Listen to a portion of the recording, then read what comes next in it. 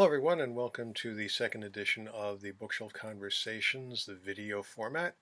Today, it's my great pleasure to be speaking with Anika Orrock, author of Incredible Women of the All-American Girls Professional Baseball League. Now, the observant among you may have noticed that last week I was wearing a duck. I like to tailor my hats to my guests, so if I know that they are followers of a particular team or from a particular region, if I have a hat, I'm more than happy to don it to make them feel a little more at home. So without further ado, here is our conversation with Anika Orrock. Anika Orrock, welcome to the pandemic version of the Bookshelf Conversation. Thank you. Thank you for having me.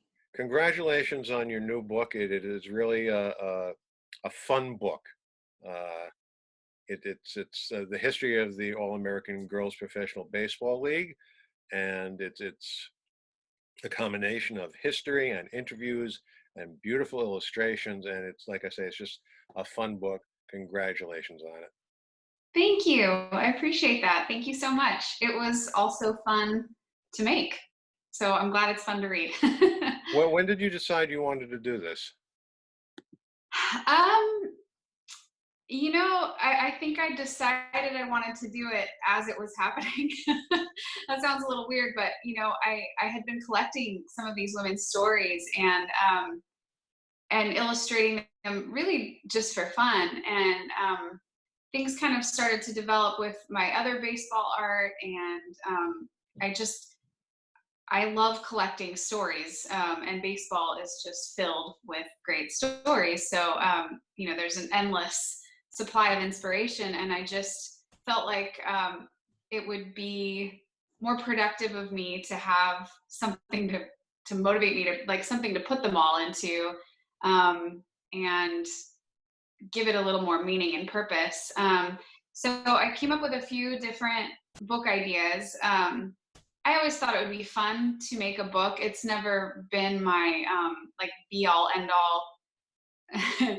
Once I make a book, then I can stop. I mean, I don't know that I'll ever stop, but I always thought it would be an enjoyable thing to do. And so I pitched a few ideas to Chronicle Books, and much to my pleasant surprise, they got back right away.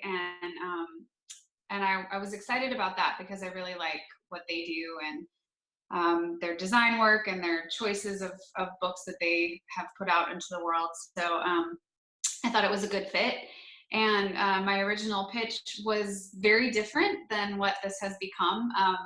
My idea was a lot simpler and not as involved. But the editor, when I first met with the editor, she said, it's been 25 years since A League of Their Own came out, which is most people's only reference to this really important moment in history, and which is wonderful, but a little bit unfortunate because it's somewhat fictionalized and doesn't really get into the importance and the incredible nature of this moment in history and these women. So she sort of put me to the task to dig in and make it more than what I had originally conceived of, which was really exciting, but was not really part of my. It wasn't the thing that I was setting out to do, but it ended up just becoming the most incredible experience. And I'm so grateful that that's how they decided to approach it, because they're right. I mean, it absolutely deserved to have the full story told and have women, these women interviewed, more than just a handful, or sharing more than just a story here and there, but sharing their overall experience and involving periodicals and newspapers and other elements of history in there, to have the whole thing presented as, for what it was. So, and then of course, in the way that I filtering it the way that I do through illustration, but it was an incredible experience. And to cap it off with a pandemic is no exception. It's still an incredible experience, just very different. The whole thing from beginning to end has been completely different than I expected, but a wonderful lesson in expectation in general, because it's been far and away, it's been so much better and more interesting than I would have had expected. So, so here we are.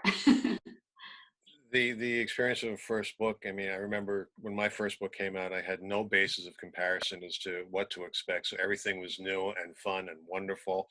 I was fortunate enough not to have it happen during a crisis like we're doing, so I did get to go out and talk to people and do a few book experiences.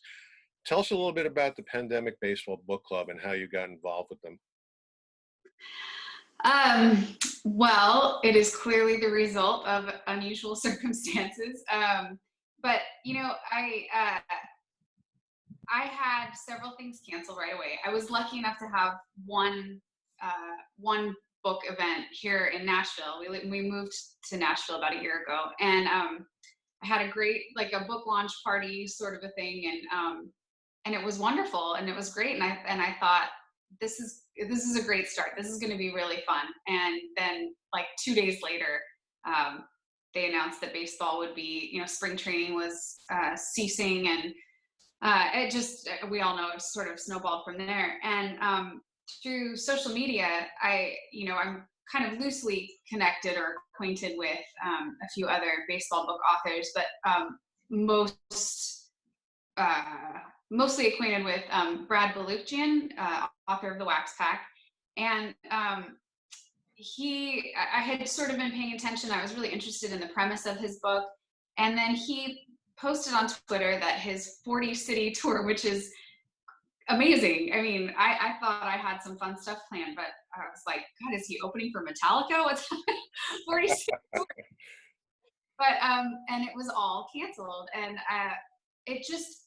in that moment, it occurred to me, wait a minute, we're so focused on our individual book launches and endeavors, and marketing and promotion and travel, and naturally, I mean, it's not entirely selfish, but it's such a focus for so long that it's so weird that it never even occurred to me until that moment that I wasn't the only one. It wasn't happening to me. It was just like, oh, that's right. There are other authors who are having this experience, and he's a first time author, like myself. And I just, in that moment, I thought, what if we come together and do some sort of thing? What if a group of us authors, And so I reached out to him, and he said, I just was having that same conversation over here with Jason Turbo and Eric Nussbaum. And he's like, let's, so he and I talked, and then they kind of talked, and we sort of lumped together. And just within like a week or two, I think we were sort of piecing things together. Not, this is all new. The Zoom thing is new. Everything is new, and it's a new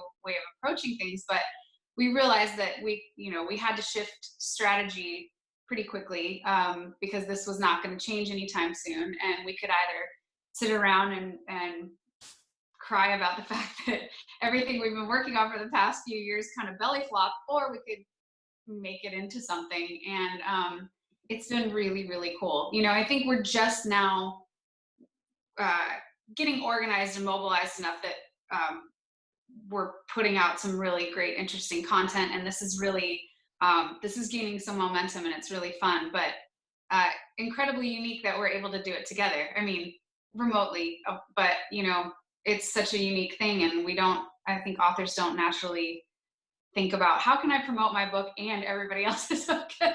So it's fun. It's a fun challenge, and just see what happens. Getting back to your book, one of the things that I really enjoyed and appreciated about it is your style.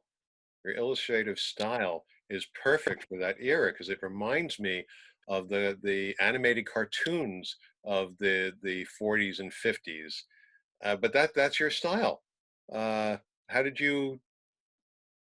I mean, I don't know art, but I know what I like. Is the situation. But how do you decide what your style is going to be? That's not phrased very well, but That's the funny thing. I think a lot of people are maybe hesitant to talk about art because I feel the same way about things like music or whatever, where I don't feel confident in, do I have the right language? Do I have the right, but I love it. I love that, because we all just know what we like. And it's always really fun and interesting for me to hear people say what my art reminds them of, because it's so gratifying, because usually what they say are things that I love. So it's like, okay, well, good. That's coming true. And also it's undeniable that all the things I grew up loving have sort of found their way into my own work. I, I just had fun drawing these stories that I was finding. But it just didn't even occur to me that how well my own interests and style lends itself to this particular story because of the era that it's in. I grew up just, I mean, Looney Tunes, Warner Brothers, and of course, like a lot of Disney stuff, the older Disney animated films and shorts, and like the UPA stuff. I don't know if you're familiar. There's like a lot of just sort of that mid-century, a lot of like advertisement animation and illustration. That was all the stuff that I just grew up loving, and a lot of the children's books from that era. And I think a lot of it had to do with my grandfather. He was also a cartoonist, and his stuff was kind of very reminiscent of that era because that's when he was doing it. And I don't know that I ever consciously modeled it after anything. Just when it's in your life all the time, you know, you start noticing the lines and the shapes and the colors. And so yeah, I just, as I started going, I was referencing visual stuff from the era of the women, specifically just as inspiration of this All-American League. And, you know, 43 to 54 is such like just, as I started pulling stuff, I was like, this is just all my favorite stuff. How lucky can I be that this is the project that I found and it found me, and visually it's just the best. All of the Wrigley ads, you know, Otis and Dorothy Shepherd were the advertisers and graphic artists for Wrigley prior going into the war. So all those really great posters, you know, they sort of revolutionized poster design, brought a lot of design from Europe in their travels here that wasn't being done here, and kind of made it their own. And Otis designed the Cubs uniforms, the whole Cubs aesthetic, sort of branded the Cubs, and then did the same with the All-American Girls League. But their design and their work and the programs, the program covers is just like, for someone like me, it just makes me hurt almost. It's just so fun to look at. So I had a lot of great inspiration and color palettes and things like that, but it just was like a playground because it is sort of my natural way that I draw, and it just happened to fit. I didn't really have to work too hard to make something look like it fit, which was really fun. So it's wonderful. It also makes me a little nervous if I ever take on something else. You know, it's like, am I limited to this? I don't know. But I also think you really got to take projects that you enjoy and you have fun with, because that does come through in the work. So I've learned that, and knowing that, I think it makes moving forward a lot more fun. Well, it certainly comes through in your work, the fun involves. That's a thing that a lot of authors don't have to deal with, though. In addition to the text, you have to deal with editors looking at your artwork. Were there any issues there where there were some things they say, no, we don't need this, this is too much, or some things you insisted on having? Not at all, surprisingly. You know, this being a first time thing, I really expected a lot more back and forth. You know, I've been doing this for a long time, just not in book format. So I think, you know, I was at least conscious of the fact that text would be going with it. And I think the great thing is I wrote the text. So I knew how much text would be on each page, and I could sort of symbiotically create. So while I was writing, if I had an idea for the illustration that would be good for it, or a way that, you know, could sort of harmoniously create a spread, I would write that down, or do a little thumbnail draft. So I think that helped a lot. I think if somebody else had written the text, it might have been more challenging. But, you know, I didn't even really start on the illustration until the manuscript was mostly complete anyway. So, and I think I also had the advantage of, I worked with the most incredible team of women, but they are not as big of baseball nerds as I am. So, you know, historically speaking, and creating things in the world of baseball in this moment in history, I sort of had free reign because it was important to me to have everything be historically represented accurately, even though these are not lifelike portraits of these women. The uniform colors and uh, environments of the era, that was all really important to me to have be accurate, and I think they knew that. There was only one or two things where they kind of made they asked about it being changed or whatever, but once I pointed out why it was the way it was, then it was like, oh, okay, so yeah, there was really no struggle there.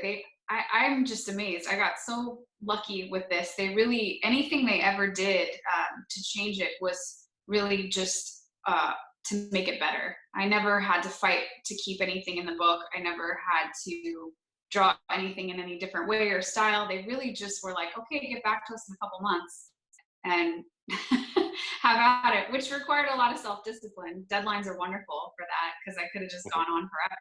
But yeah, I really had like almost complete creative control over it, which is fun, daunting, but fun. One of the things that I also appreciated about the book, and you're talking about comparing it with the movie.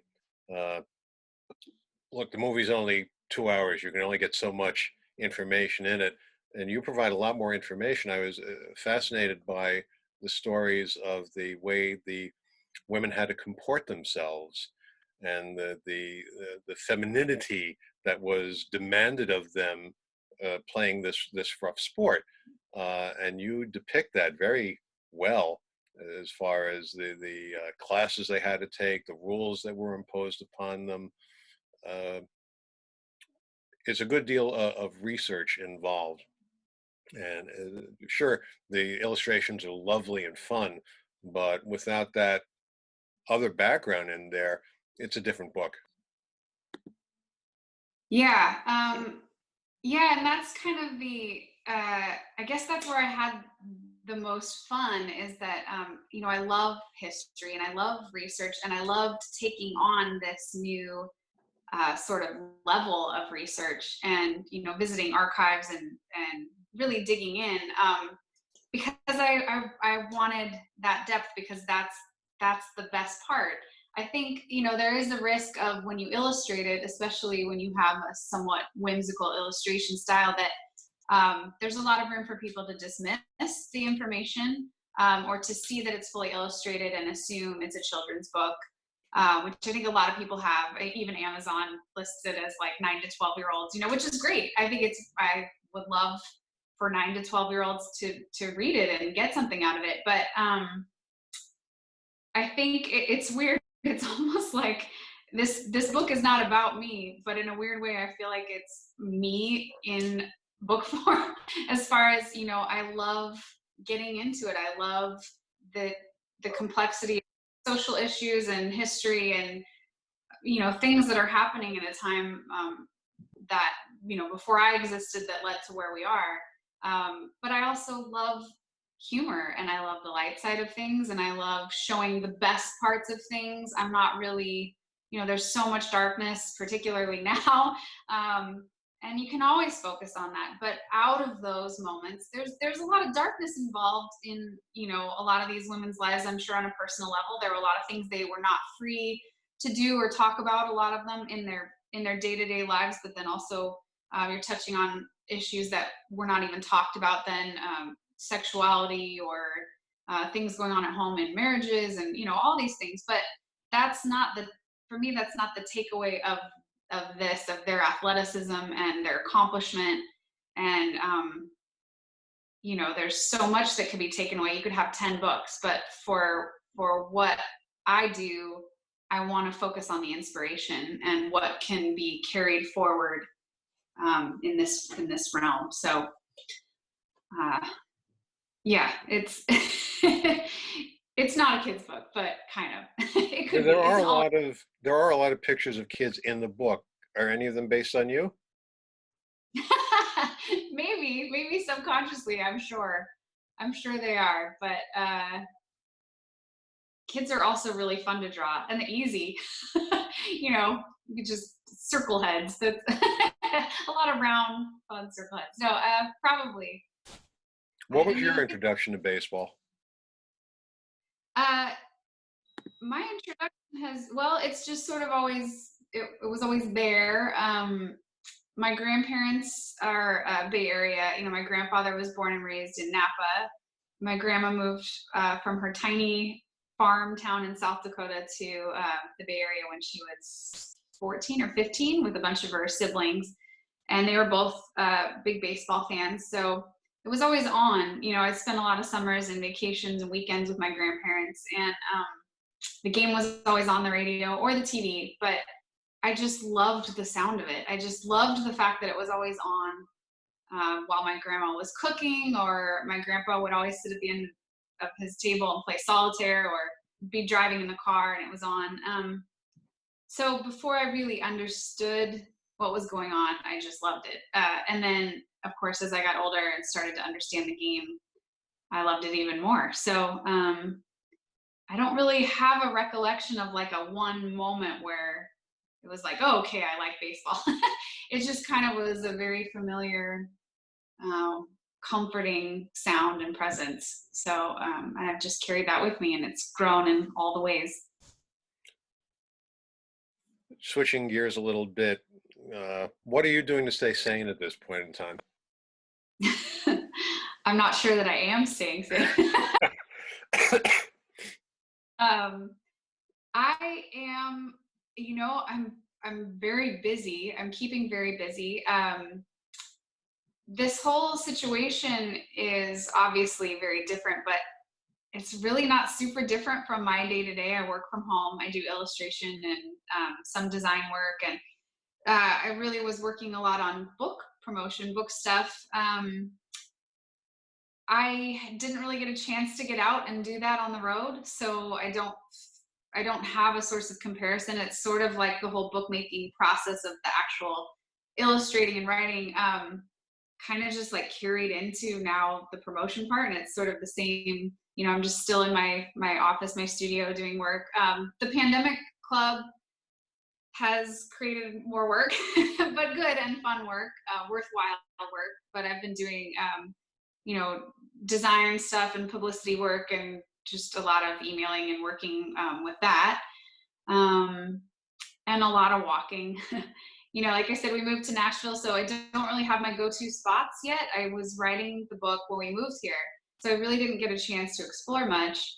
And then just about the time I finished, we started planning for going on the road, and then that canceled, and now we're here. So I don't really feel like I know Nashville all that well. So I just walk around our block a lot, but it's not a super pedestrian friendly town compared to the Bay Area. There's a lot of ditches where sidewalks should be.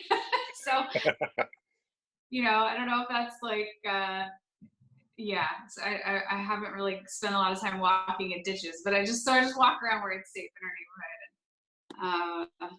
That's about it. That's my boyfriend is a musician, and he plays keys. He plays piano and organ. So that's been really kind of fun because I have music around a lot more. He's usually on the road touring, so it's kind of nice to have live music happening. So that's keeping me sane also. And Good to know. Good to know. We've been talking with Anika Orrock, author of Incredible Women of the All-American Girls Professional Baseball League. You can find a lot of her great stuff on her website, AnikaOrrock.com. Anika, thank you so much for talking with us today. Stay safe, stay well, and enjoy the Pandemic Baseball Book Club.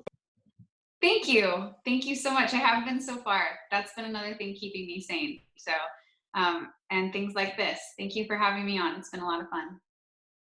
And that's the end of our second video interview. Tune in again soon for another conversation with someone from the world of baseball pop culture. It might be an author, it might be a musician, it might be a filmmaker. I don't know. I'm playing this by ear like everyone else is right now. Remember, if you have any questions or comments, please drop me a line at ronkaplan'sbaseballbookshelf@gmail.com. And for the latest news, reviews, previews, and interviews on the game we love, visit ronkaplan'sbaseballbookshelf.com. So long, everybody. Stay safe. And he pitches for Muggsy McGraw. Baseball, baseball, ain't it a wonderful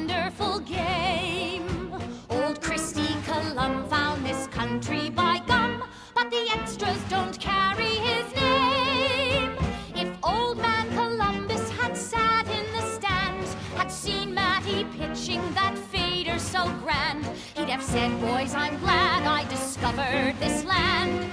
Gee, it's a